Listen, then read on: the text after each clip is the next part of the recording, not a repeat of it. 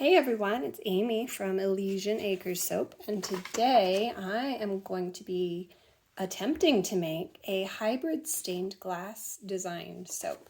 So this is the mold I'm going to be using for the soap, and this is a drawing that I made. I was inspired by a piece of art that I found online, so I hand drew my version of it.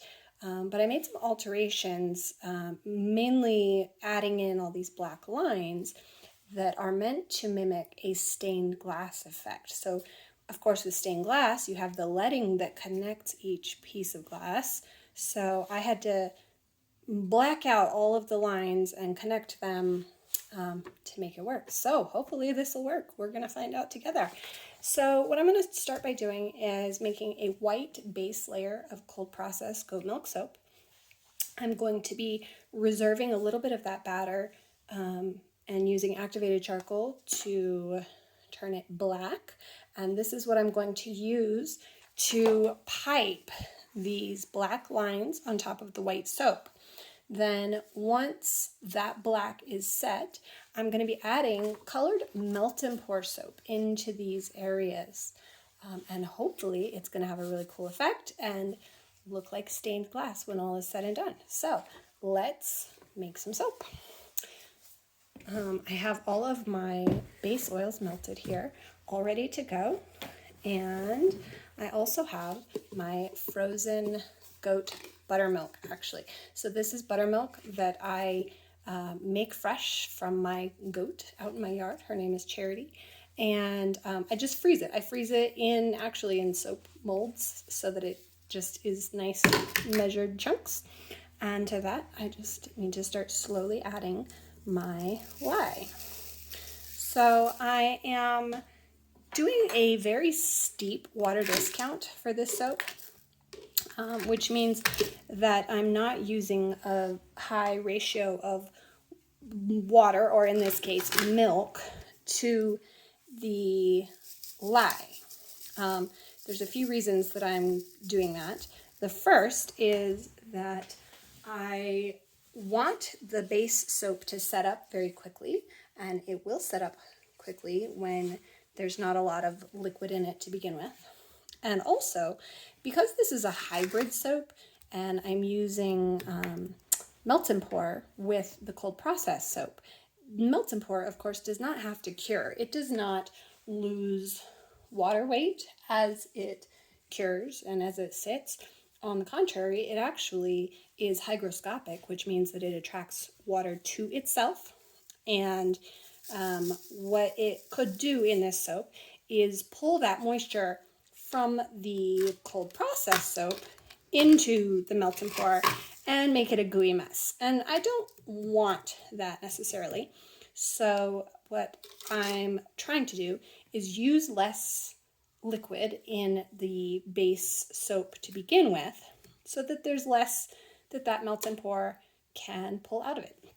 So I'm just going super slowly. And what I'm doing here is just waiting for this little bit of lye to start melting the top layer of these frozen blocks, because they're very frozen, which is a good thing, because the lye will burn the natural sugar in this milk if you go too quickly. So slow is good, but sometimes it can be just really painfully slow. Once that top layer gets a little liquidy, it really speeds things up. But you just have to be patient, and you just have to wait for it to go. So.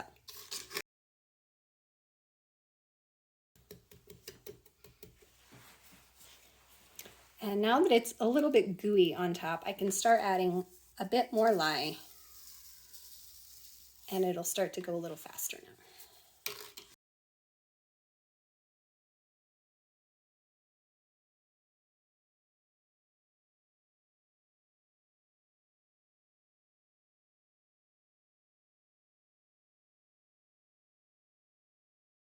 Okay, so you can see that I have almost melted all of that buttermilk in there, and the fact that there's still a little frozen cube here is a great thing because that's going to continue to cool down the lye solution. You can see that it's already a little bit just kind of a buttery yellow, and that's perfectly fine anytime you're using milk. You're almost always going to end up with a light buttery yellow all the way to orange. Orange is bad. Orange means burnt and it smells bad. But this very pale yellow is perfectly fine.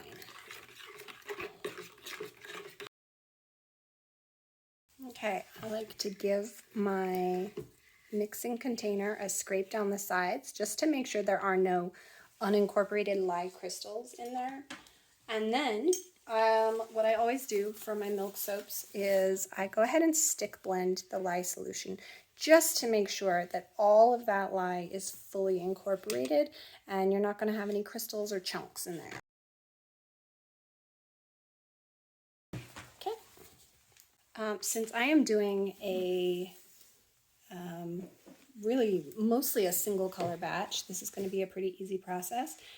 This is my fragrance oil mixed with my clays. I use bentonite clay and kaolin clay in just about every batch of soap that I make. And I have soaked those clays in my fragrance oil. I'm making this one. We're using Smell the Rainbow from Nurture Soap. And the reason that I soak the clays in the fragrance is so that they kind of can hydrate ahead of time.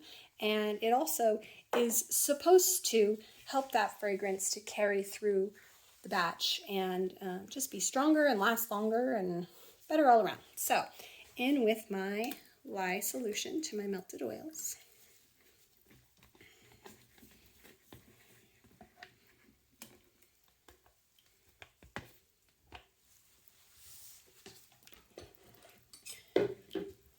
Just a quick hand mix to get it incorporated.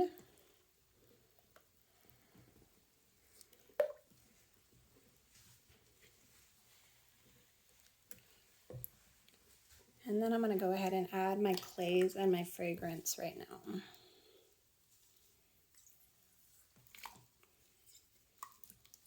So someone asked me why I use clay in my soap, and what it does is really gives the soap a lovely silky feel and slip. It's just that nice glide that it gives you. It makes it great for if you want to use it for shaving, and it makes the lather just very smooth and nice feeling. Okay, I'm going to give this just a very quick blend to bring it to emulsification, and then I'm going to pour off about 5 ounces into my black pitcher here.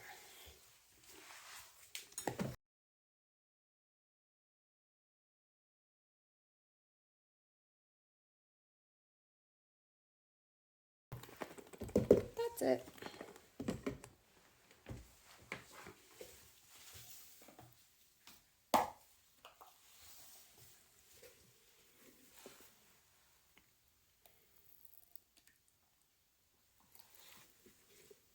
Whoops, that was more like 6, but it's okay. Okay, and now this is my titanium dioxide that I have mixed with oil. I have oil soluble TD, which is important to know what you're working with because some are oil soluble and some are water soluble. And if you don't know how to disperse it, it's very easy to end up with speckles and chunks that you don't want.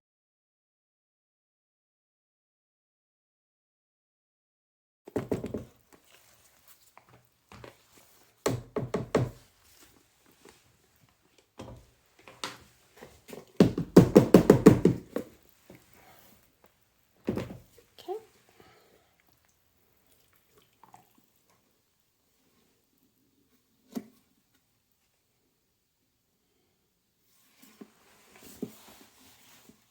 So I'm going to set this aside carefully. I'm trying not to cause too many waves in it so that that surface will become uneven. We do want it to be a nice smooth surface as much as possible for that melt and pour to glide over the top easily. And now I'm going to mix up my black portion. Okay, and so this is already at a nice medium trace, I'd say, and I'm just going to let it sit for a while to thicken up. And what I want it to get to is a really nice piping consistency, much like, you know, cake frosting. It's the same technique we're using, so that's the consistency we're going for. So I'm just going to let it hang out for a while. So I waited only about 5 minutes, and this is the consistency I'm at. I don't know if you can see, but it's getting there. It's firming up. It holds its shape pretty well. If you plop it, it really stays in that shape. So I'm going to get it in my piping bag, and we're going to start.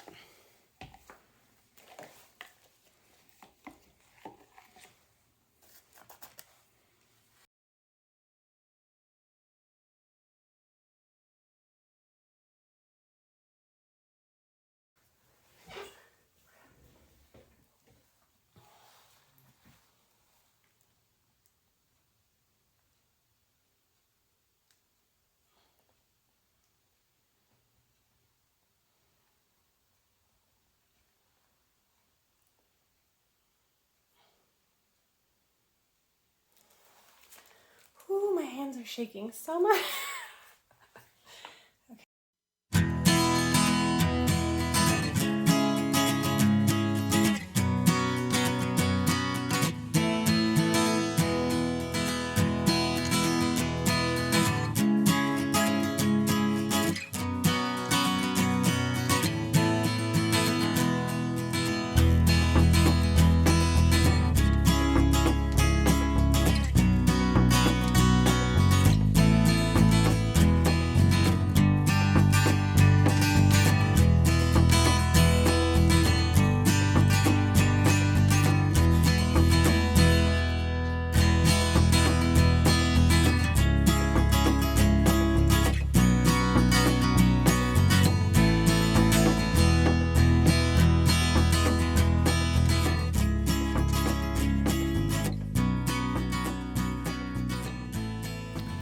So now that I am finished with the design, I went ahead and I used my little, it's just like a little fondant tool that I have, basically like a reusable toothpick. I just kind of smoothed out a few of the lines. I just helped those kind of squiggly bits a little bit by just doing a little bit of scraping and shaping. It's not perfect, but I'm happy with it. So what I'm going to do now is go ahead and cover it up. And because this is a milk soap and it contains natural sugars, it will gel itself with really, I mean, no help at all, but I'm going to help it just a little bit by putting the lid on and wrapping it up in a nice blanket there. And I'm going to just set that aside to do its thing. While it is warming up, I wanted to show you, I actually made my own melt and pour soap for this challenge. I made several attempts actually, and only one was even remotely successful. So there are a lot of YouTube videos with great tutorials to show you how you can make your own melt and pour, both opaque and transparent. This doesn't look very transparent here, but you can see that this is a slice from that loaf, and I'll do this. And so it does, it's pretty transparent. I am pretty happy with the results of this, and it was a fun experiment. So I'm glad that I gave it a shot, and this is what I'm going to be using to both to color, to make the colors inside of the black lines, and also as the clear layer to go all the way over the top of everything at the end, to give it that glass pane effect. But check those out on YouTube. I'll try to post a link to a few videos that were really helpful to me, and see what you can come up with.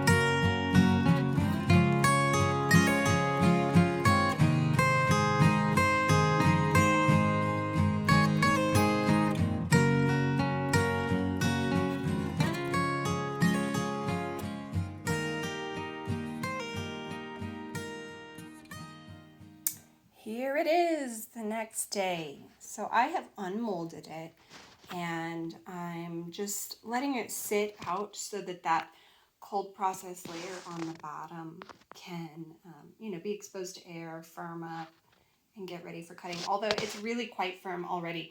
It hasn't even been 18 hours since I poured everything. But having very low water in that cold processed bottom part helped a lot with it firming up nice and quickly. So there we have it. So there's the final design. Compared to that, I think it's a decent attempt. I'm pretty happy with it.